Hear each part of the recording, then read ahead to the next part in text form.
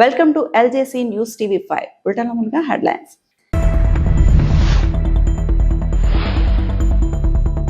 రాయలసీమకు భారీ పెట్టుబడుల వరం. కడపలో GSW మెగా ప్రాజెక్టులకు ఏపీ సీఎం చంద్రబాబు శ్రీకారం.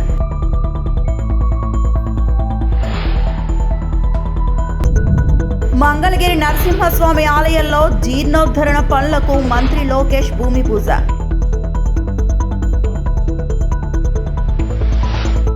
ఆంధ్రప్రదేశ్ పారిశ్రామిక ప్రగతికి ఊతమిస్తూ రాయలసీమ పారిశ్రామిక అభివృద్ధిలో ఒక నూతన శకం ప్రారంభం కాబోతోంది. కడప వేదికగా JSW రాయలసీమ స్టీల్ లిమిటెడ్ ప్రారంభోత్సవం, అలాగే JSW NEO ఎనర్జీ లిమిటెడ్ ద్వారా సోలార్ క్యాప్టివ్ పవర్ ప్రాజెక్ట్ శంకుస్థాపన కార్యక్రమాలు 2026 జూలై 3వ తేదీన వైభవంగా జరగనున్నాయి.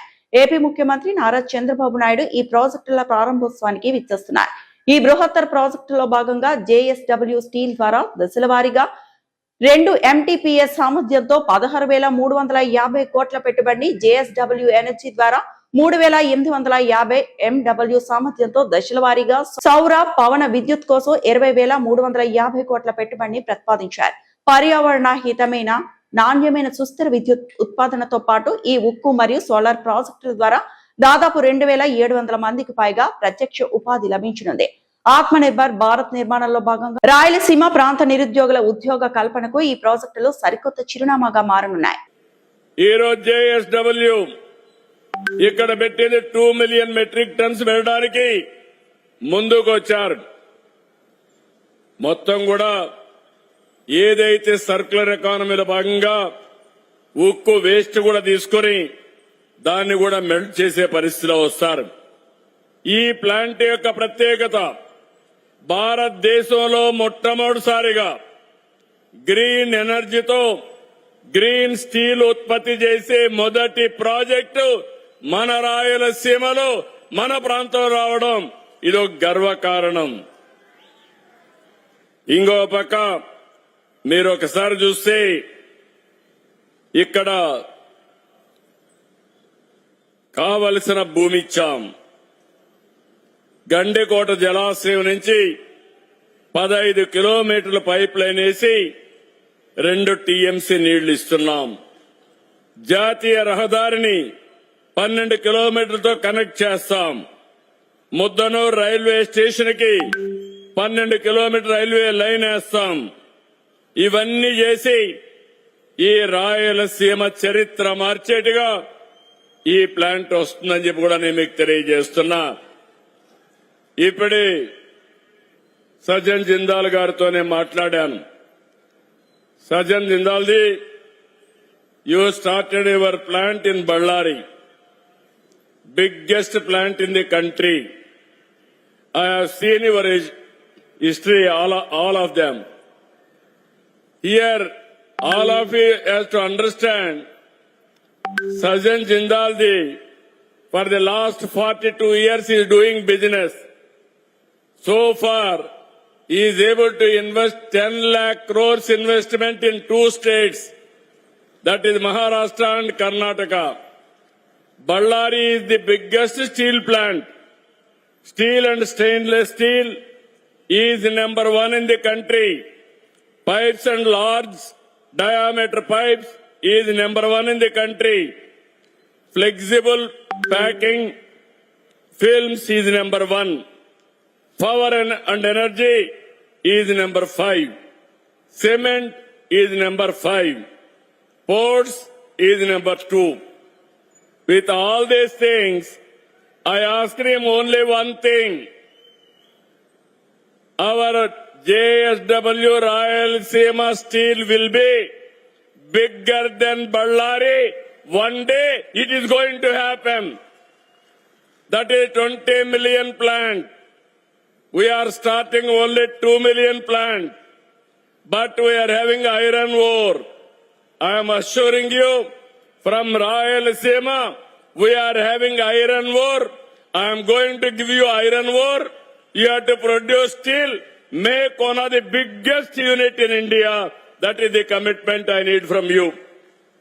ఇది వస్తే గుంటూరు జిల్లా మంగళగిరిలో కొలువైన శ్రీ లక్ష్మీ నరసింహస్వామి ఆలయంలో జీర్ణోద్ధరణ పనులకు మంత్రి నారా లోకేష్ భూమి పూజ చేశారు. ఈ పనులకు సంబంధించి శిలాఫలకాన్ని శుక్రవారం ఉదయం ఆవిష్కరించారు. తొలుత అర్చకులు పూర్ణ కుంభంతో మంత్రికి స్వాగతం పలికారు. స్వామివారిని దర్శించుకొని ప్రత్యేక పూజలు చేశారు. యాగశాల, ఆలయ ముఖ మండపం, ఘంటా మండపం, వాహనశాలను దేవాదాయ శాఖ నిధులు 6.50 కోట్లతో నిర్మించనున్నారు. ఈ సందర్భంగా ఆలయ అధికారులు ఏర్పాటు చేసిన నమూనా చిత్రాలను మంత్రి పరిశీలించారు.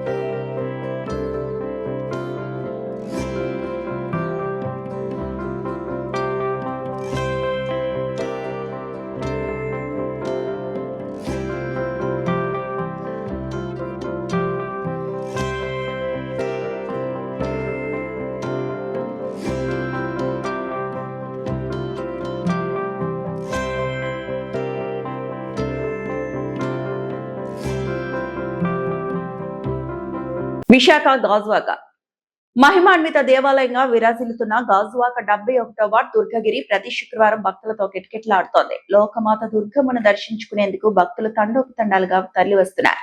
ఆలయంలో ప్రతి శుక్రవారం ఏర్పాటు చేసే అన్నప్రసాద వితరణకు పరిసర గ్రామాల నుంచి భక్తులు వస్తున్నారు. ఆలయ చైర్మన్ ఆకుల అప్పల సూర్య పర్యవేక్షణలో ఆలయ కమిటీ సభ్యులు ఆయా సేవా కార్యక్రమాల్లో నిమగ్నమవుతున్నారు. ప్రతి వారం రాష్ట్ర నలుమూలల నుంచి అనేక మంది ఆలయానికి వస్తున్నారు. ఈ క్రమంలో గాజువాకి చెందిన జయా టాయ్స్ అండ్ గిఫ్ట్స్ వ్యాపార సంస్థ అధినేత దిండి రాంబాబు, దుర్గానగర వాసి సలాది వెంకటరమణ తదితరులు అమ్మవారిని దర్శించుకుని తీర్థ ప్రసాదాలు స్వీకరించారు. అప్పల సూరి మాట్లాడుతూ ఈ క్షేత్రం అభివృద్ధిలో ప్రతి ఒక్కరూ భాగస్వామ్యం కావాలని కోరారు. విశాఖ నగర సిగలో మరో కైలాసగిరి మాదిరిగా ఈ దుర్గగిరి అభివృద్ధి చెందుతుందని, ఎంతో మంది ఇతోధికంగా సాయం అందిస్తూ ముందుకొస్తున్నారని చెప్పారు. 2027 ఆగస్టు నాటికి దుర్గగిరిని పూర్తి స్థాయిలో అభివృద్ధి చేసి ప్రజల సందర్శనార్థం పలు సౌకర్యాలు కల్పిస్తున్నట్లు తెలిపారు. కొండపై 36 అడుగుల దుర్గమ్మ భక్తులకు దర్శనం ఇవ్వనుందని, ఈ మహత్తర కార్యక్రమంలో అందరూ భాగస్వామ్యమై అమ్మవారి సేవలో పునీతం కావాలని కోరారు. కార్యక్రమంలో వాసుదేవరెడ్డి కమిటీ సభ్యులు పాల్గొన్నారు. నమస్కారం. మా భక్తులు, సేవలేసులు, మా కుటుంబ సభ్యులు, ఎందుకంటే 3 పేర్లు చెప్పాము.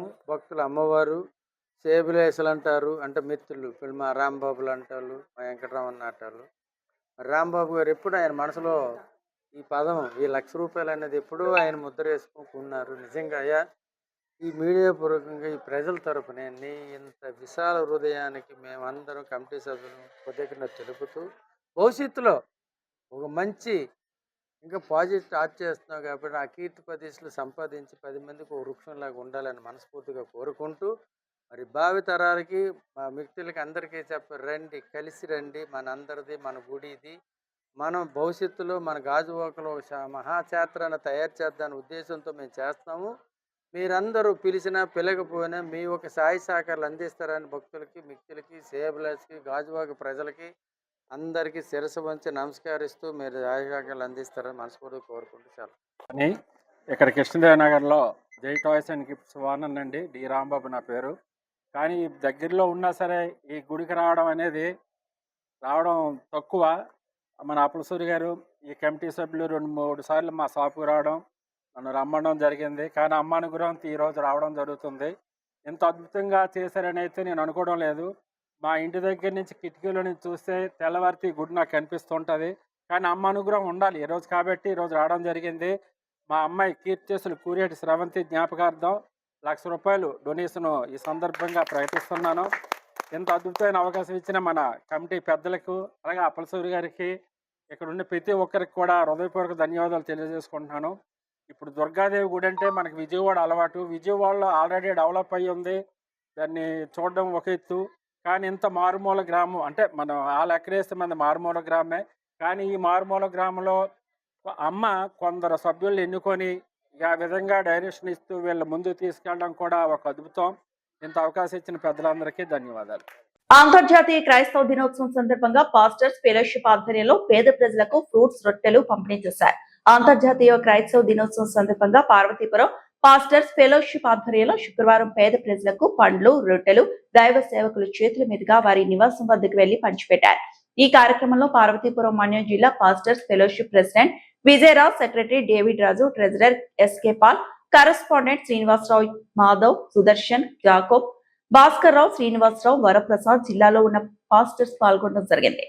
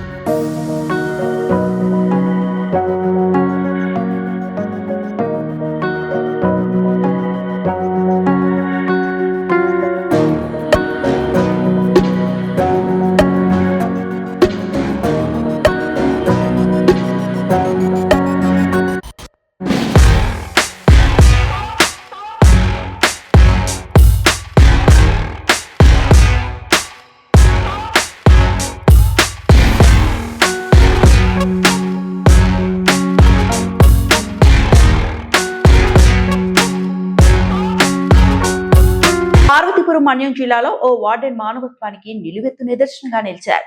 గుమ్మలక్ష్మీపురం గిరిజన బాలికల సంక్షేమ ఆశ్రమ పాఠశాలకు చెందిన విద్యార్థిని బాటాక భువనేశ్వరి తీవ్ర జ్వరంతో పాఠశాలకు రాకపోవడంతో వార్డెన్ హేమ స్వయంగా గ్రామానికి వెళ్లారు. అక్కడ రవాణా సౌకర్యం లేకపోవడంతో విద్యార్థినిని భుజాలపై మోసుకుంటూ సుమారు 6 కిలోమీటర్ల పాటు రాళ్ల దారిలో నడిచి ఆసుపత్రికి చేర్చారు. వార్డెన్ హేమ చూపిన సేవాభావం, భద్రతపై సర్వత్రా ప్రశంసలు వెలువెత్తుతున్నాయి.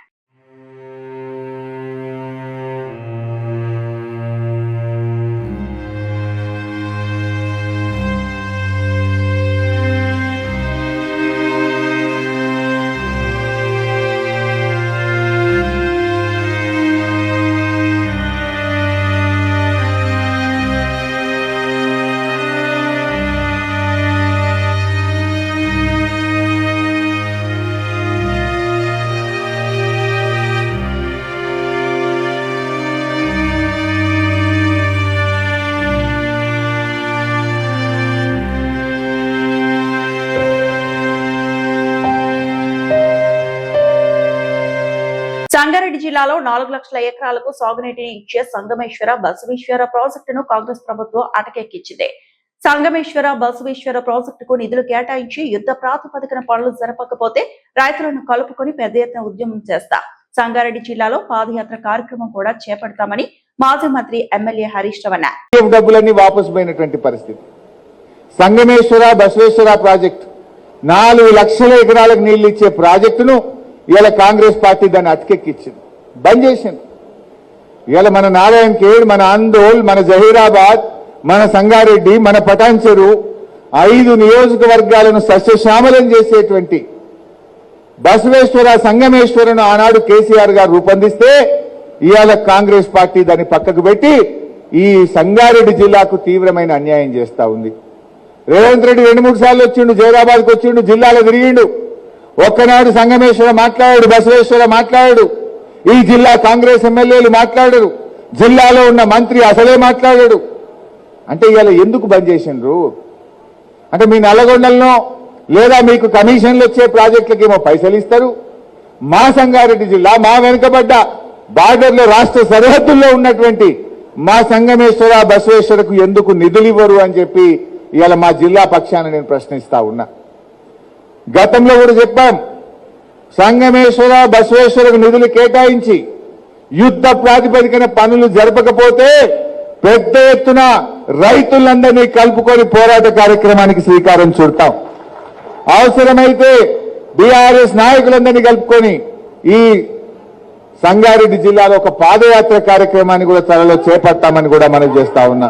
పార్లమెంట్ లో జనసేన పార్టీ నిర్మాణ సాధకుల సమాచార సేకరణ కమిటీ సభ్యులతో కలిసి జన సైనికుల నుండి దరఖాస్తులు స్వీకరిస్తున్న జనసేన పార్టీ ఉమ్మడి విశాఖపట్నం రూరల్ జిల్లా అధ్యక్షులు పెందుర్తి నియోజకవర్గ శాసనసభ్యులు అమలాపురం పార్లమెంట్ పరిశీలకులు పాంచకర్ల రమేష్ బాబు ఈ రోజు అనగా 3/7/2026 తేదీన డాక్టర్ బిఆర్ అంబేద్కర్ కోనసీమ జిల్లా అమలాపురం పార్లమెంట్ పరిశీలకులు పాంచకర్ల రమేష్ బాబు గారి నేతృత్వంలో 27 మంది సభ్యుల బృందంతో వెంకటరమణ కన్వెన్షన్ హాల్లో జనసేన పార్టీ నాయకుల నుండి దరఖాస్తు స్వీకరణ ప్రారంభించడం జరిగింది. పార్టీలో బాధ్యతలు తీసుకుని పార్టీ కోసం పనిచేసేందుకు సిద్ధంగా ఉన్న నాయకులు, కార్యకర్తలు, వీర మహిళలు మరియు జన సైనికుల నుండి దరఖాస్తులను సేకరించి పార్టీ అధ్యక్షుడు, రాష్ట్ర ఉప ముఖ్యమంత్రి కొణిదెల పవన్ కళ్యాణ్ గారి దృష్టికి వీటిని తీసుకువెళ్తున్నట్లు అమలాపురం పార్లమెంట్ పరిశీలకులు పెందుర్తి నియోజకవర్గ శాసనసభ్యులు పంచకర్ల రమేష్ బాబు తెలియజేశారు.